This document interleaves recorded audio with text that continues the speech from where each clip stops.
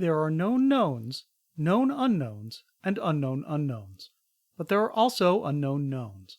The ancient and esoteric order of the Jackalope is devoted to unearthing and sharing this knowledge. Each episode we take some piece of miscellaneous esoterica that has slipped through the cracks of common knowledge and present it to you in an easily digestible format. No topic is off limits, except for the obvious. Hi there, Lodge members. This is another sports story that's not a sports story, so please, stay with me. The Graveyard of Baseball, presented by number 13. The Philadelphia Phillies never wanted to play at Shibe Park. Frankly, they didn't have much of a choice. Their stadium, the Baker Bowl, was a dump. It hadn't always been. When it was rebuilt after a fire in 1895, it had been a state-of-the-art facility featuring fireproof building materials and a then-innovative cantilevered upper deck. Alas, the legendarily cheap Phillies owners skimped on maintenance and upkeep, and the stadium suffered. The upper deck partially collapsed on Black Saturday in 1903, killing 12 fans and injuring 200. Another bleacher collapse in 1927 injured 50 fans. By 1938, the decrepit stadium was totally inadequate for the team's needs. They had to move, but they had precious few options. Local college fields weren't large enough to handle major league crowds. They certainly had no plans on sharing a stadium with the Philadelphia Stars of the Negro Leagues. Building a new stadium was right out of the question because the team sucked, and as Richie Ashburn later said, "You don't build an air-conditioned stable for a worn-out horse." In the end, they were forced to rent Shibe Park from their interleague rivals, the Philadelphia Athletics of the American League. Scheduling games at Shibe Park was a nightmare. Not only was it home to the Athletics and Phillies all summer, but the Stars would play games there on Monday nights, and the Eagles took over the turf once or twice each September. Somehow, the various teams and leagues always made it work. Still, it was always an uncomfortable place for Phillies fans. The old-timers had never forgiven the Athletics and the American League for hollowing out the Phillies roster with their talent raids back in the early 1900s. Newer fans just felt unwelcome in a stadium that flew a lot of pennants for the Athletics, none for the Phillies. That unwelcome feeling only intensified in 1941 when the Athletics renamed the park Connie Mack Stadium in honor of their longtime manager. The Philadelphia Phillies certainly never wanted to own Connie Mack Stadium. In 1954, the Athletics were sold, and the new owners moved the team to Kansas City. The new owners had no interest in owning and operating a stadium in the city they were leaving behind. They offered to sell Connie Mack Stadium to the Phillies, who were now the stadium's only tenant. The Phillies declined. They were perfectly happy just renting, since they didn't have to pay for the stadium's rather expensive upkeep. The Athletics threatened to bill them for that upkeep and raise the rent, and the Phillies still didn't budge. So the Athletics threatened to just shut the stadium down, and the Phillies had to cave. There just wasn't another stadium in the entire Delaware Valley that could be converted into a major league park. So the Phillies bit the bullet and bought the park. Or rather, owner Bob Carpenter did. He ran the stadium as its own legally distinct entity as a kind of a tax thing. His initial reluctance to purchase was soon vindicated. Running Connie Mack Stadium was an absolute nightmare. Upkeep and maintenance cost a small fortune. The surrounding area had almost no parking and poor access via public transportation. And the neighborhood was also going to hell in a handbasket with a skyrocketing crime rate. On top of it all, the stadium's only revenue was a measly rent check from the Phillies. Carpenter tried to see if he could add a second tenant by luring an American Football League franchise to Philadelphia, but when that fell through, he threw in the towel and sold the stadium to a consortium of New York real estate developers. A few years later, those developers also threw in the towel and sold the stadium to Jerry Woolman, owner of the Philadelphia Eagles. Woolman was very interested in modernizing the relationship between the stadium and the city, which is to say, he wanted to make the city of Philadelphia take on all the expenses of maintenance and upkeep, while he kept all of the revenue. Needless to say, the city of Philadelphia wasn't all that interested in that plan, and Woolman eventually had to sell too. The Phillies saw all of this chaos and began looking for a way out. They scouted the area for possible locations for a new stadium, but every site they looked at had problems. A stadium in Fairmount Park was constantly held up as a glittering pipe dream, but there was no real way to make it work financially or logistically. Locations in the northeast of the city, in the neighborhood of Torresdale or the suburb of Cheltenham, came with a host of logistical and transportation problems. Moving across the river to Camden, New Jersey would have caused fans to riot. Someone even suggested enclosing the railroad tracks at 30th and Arch Street and building a new stadium over top of them, but there was no way federal transportation authorities would allow construction that would screw with a large chunk of the nation's railway infrastructure. And of course, there was the problem that the Phillies still stank. They were bad. Historically bad. Most losses of any professional sports team ever bad. So bad that one player threatened to resign rather than be traded to Philadelphia, which he called the graveyard of baseball. No wins meant no revenue, which meant no new stadium. In the end, the Phillies just had to keep renewing their lease with whoever the stadium's current owner was. In 1966, they signed a new 10-year lease, even though it was obvious to everyone that the stadium only had about 5 years of life left. But there was a light at the end of the tunnel. Woolman's failed gambit finally managed to get the wheels of government turning. The city of Philadelphia began to think that the solution to all of their woes was a municipally financed multi-purpose stadium, something like the exciting and futuristic Astrodome that had just opened in Houston. The new stadium would have plenty of seating, every modern amenity conceivable, connections to public transit for urban fans, and access to the highway and plenty of parking for suburban fans.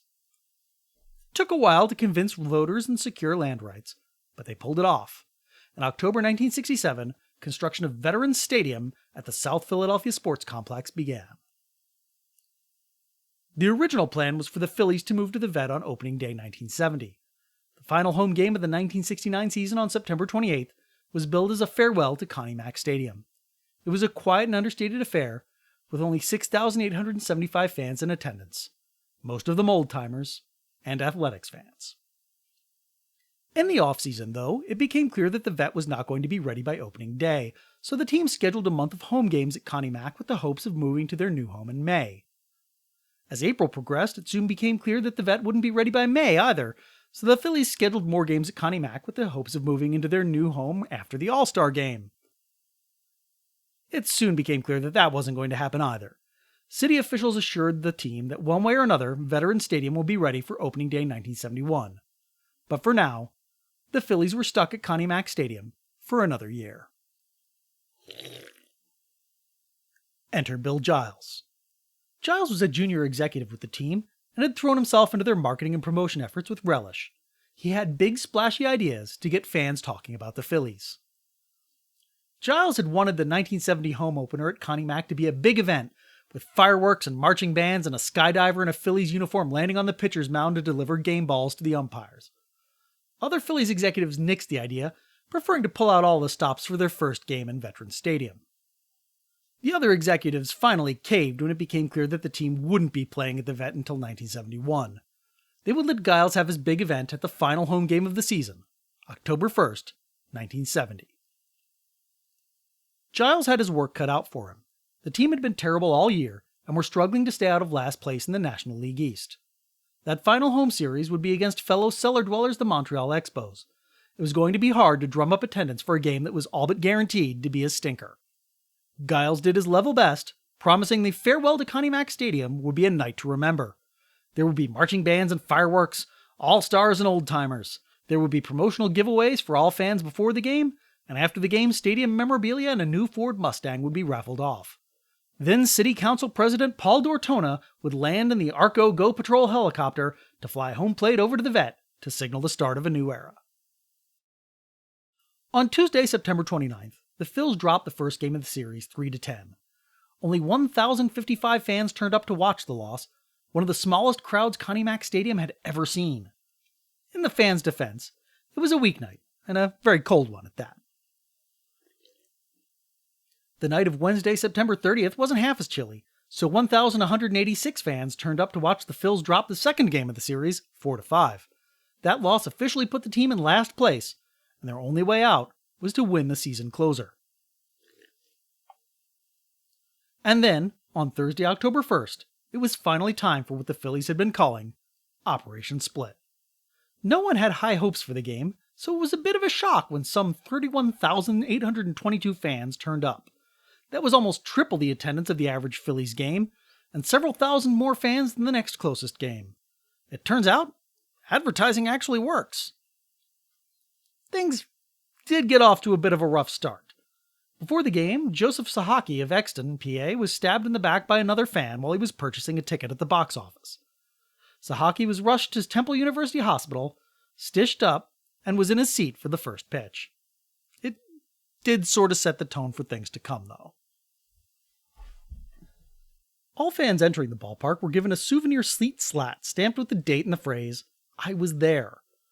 They were cute souvenirs, but they weren't popular with everyone. Nurse Joan Rosny had practically begged the team to stop the giveaway. She'd been working at the stadium long enough to see the trouble Philadelphia fans could get into under normal circumstances, and thought handing rowdy fans what was essentially an 18-inch long wooden club was just asking for trouble. Once fans were inside the gates, they were in for a treat. Stadium concessionaires were dressed like it was opening day 1909, and the concessions were priced to match. Well, the peanuts and Cracker Jack at least. Hot dogs and beers were still regular price. The stadium prices didn't stop fans from consuming some 20,000 bottles of beer during the game, not to mention the countless bottles consumed by fans pre-gaming at home or across the street at Charlie Quinn's Deep Right Field Cafe. As the drunken fans settled into their seats, they could enjoy on-field entertainment that included stuntmen doing tricks on old-timey bicycles, accompanied by music from the Cardinal Doherty High School Band. Go Cardinals. Just before game time, a 1933 Rolls-Royce drove onto the field with 3 VIPs on board. First, there was team owner Bob Carpenter, who was lustily booed by the fans, and for good reason. Then there was Connie Mack Jr., son of the stadium's namesake. Mack read a brief eulogy for the stadium while a trumpeter played taps. He, too, was also booed, but found it surprisingly nostalgic. "For a while, I thought I was dreaming I was in Philadelphia. Then I heard the boos and I knew I was back." Then finally, Claude Passot, who notched the Phils' first win in Shibe Park back in 1938, threw out the ceremonial first pitch. That, finally, got some cheers. And then, it was time to play ball. The Phillies jumped out to an early lead in the bottom of the third, when catcher Tim McCarver smacked a rocket to right field for a triple and scored Tony Taylor from first. They struggled to hold on to that lead all night, against both the Expos and the fans. The fans were rowdy from the start. The Phillies had beefed up their security by bringing in some 200 off-duty cops, but the cops were under orders to take it easy. After all, they weren't facing off against hardcore criminals, just overexcited fans. The cops apparently interpreted "take it easy" to mean stand around slack-jawed, doing nothing. Throughout the game, drunk idiots repeatedly managed to elude security and run onto the field, forcing stoppages in play. In the 8th inning alone, some 5 fans ran onto the field. One grabbed balls off the mound, and another stole several rosin bags. Phillies pitcher Chris Short would later recall, "It wasn't real. They were throwing seat slats at the guys in the bullpen and in the outfield the whole game. They were still pelting us even when some cops moved out by the fence.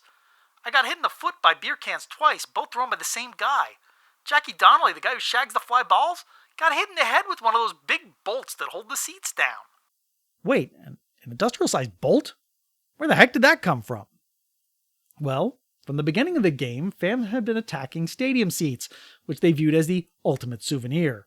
Some brought hammers and saws from home to make the job easy. Others just used their souvenir seat slats as pry bars. Still more just rocked back on rows of seats in unison until they broke free of their moorings. During lulls in play, the stadium rang out with the sounds of hammering. In the top of the 9th, Expos catcher John Bateman hit what should have been a routine fly ball to the left field wall. When left fielder Ron Stone went to make the catch, a 12-year-old kid grabbed his arm and started yelling, "Great game! Great game!" The unexpected fan interference turned an easy out into a base hit, and a double from Expos shortstop Bobby Wine tied up the game. At this point, the umpires had seen enough. Between innings, they made stadium announcer Art Wolf go on the PA and declare that if there was any more fan interference, the Phillies would forfeit the game. That drew a chorus of drunken boos and forced a hasty conference on the mound. Both managers were worried about the same thing, but Expos skipper Gene Mouch said it first. "Don't you even think of forfeiting. You'll get somebody hurt bad." The umps reassured both men that they were just trying to scare the crowd straight, and play resumed. It worked. The fans were comparatively well behaved for the next 1.5 innings. In the bottom of the 10th, Phillies right fielder Oscar Gamble slapped a single to center, scoring Tim McCarver from second. Not only did that win the game, it knocked the Expos down into last place in the NL East and bumped the Phillies back up to 5th. The Phillies were elated, and as McCarver rounded the bases, they rushed onto the field to celebrate. So did the fans. The cops panicked. They had trouble keeping isolated drunks off the field all night, and they certainly weren't prepared to stop thousands of fans from rushing the field. So they formed a cordon around home plate, where a frantic Bill Giles was screaming at fans to keep off the field so that the post-game festivities could get underway. As he rounded first, the hero of the game, Oscar Gamble, saw the wall of fans bearing down on the field and decided that discretion was the better part of valor. He sprinted back into the clubhouse. Along the way, he grabbed manager Frank Lucchesi and yelled, "Run, man! Run like hell! We'll be happy later!" Tim McCarver was close behind. "I've never been afraid to admit that I'm a coward in a mob." Pitcher Bill Wilson showed a bit more spine. A fan made a grab for his cap, scratching his face in the process. Wilson responded by tackling his assailant and threw in a few punches for good measure. Coach Billy DeMars wasn't so lucky. "Some son of a gun hit me right in the back like a karate chop. They were stealing helmets, bats, everything in sight." Boy, howdy were they. Once on the field, the souvenir-hungry fans started tearing up everything that wasn't nailed down. They ransacked the dugouts and bullpens. They tore up the infield tarp into handkerchief-sized shreds, and some rowdy teens rolled the tarpaulin cylinder into the outfield. Then they started pulling boards out of the outfield wall. People stole sod from the outfield and dirt from the infield. The pitching rubber and bases were ripped out and carried off to parts unknown. Home plate, at least, was safe behind a wall of cops. The grandstands smashed to pieces. Rioting fans tore up entire rows of seats, only to drop them when they realized they had no way of getting them home. Behind the stands, concessionaires were relieved of their unsold hot dogs, sodas, and beers. Doors were knocked off their hinges. Fire extinguishers were ripped off the walls and light bulbs stolen from their fixtures. The bathrooms were utterly destroyed. After the game, someone was even spotted in Charlie Quinn's carrying a urinal. A goddamn urinal! Once the field was destroyed, the fans turned on each other with the weapons they'd been handed on their way into the park. There were countless injuries, but 25 of the worst made their way into the infirmary for treatment. Nurse Joan Rosny was horrified. "Unreal. Horrible. I thought this might happen, especially with those planks. They're worse than beer cans. Heads were slashed open. It was truly horrible." The 9 most severe cases were rushed off to nearby Temple University Hospital for treatment. They were joined by a 65-year-old who was swept onto the field by the mob and who suffered a stroke from all the excitement. The Arco Go Patrol copter circled the stadium, but couldn't land. Needless to say, the rest of the post-game festivities were called off. Eventually, the crowd started to peter out, and the cops sprang into action, clearing the stadium. In the cold light of day, the city of Philadelphia took stock of the situation. The stadium had been totaled. The fields and stands were littered with cups, beer bottles, and all sorts of miscellaneous debris. And it turned out the Phils were on the hook for all the damage, because their insurance coverage had been dropped for the last few games, just to save a few bucks. 2 days later, the Phillies announced the results of their post-game giveaways by telephone. The Ford Mustang was won by John O'Hoover of Glenside. Other souvenirs, like the pitching rubber, never made it to the raffle, because the fans had already made off with them. Coverage in the Philadelphia Daily News was typical, claiming that fans raped the stadium and calling it a homicide. A letter writer was a bit more introspective, claiming the destruction was the fans' revenge for years of mediocrity. John Dell of the Philadelphia Inquirer had the pithy but historically inaccurate line of the day, declaring, "It was the greatest day for Vandals since the Huns played Rome."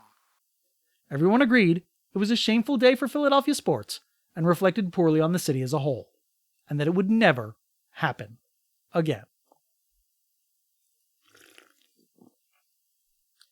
So, of course, the fans did the same thing at Franklin Field a month later.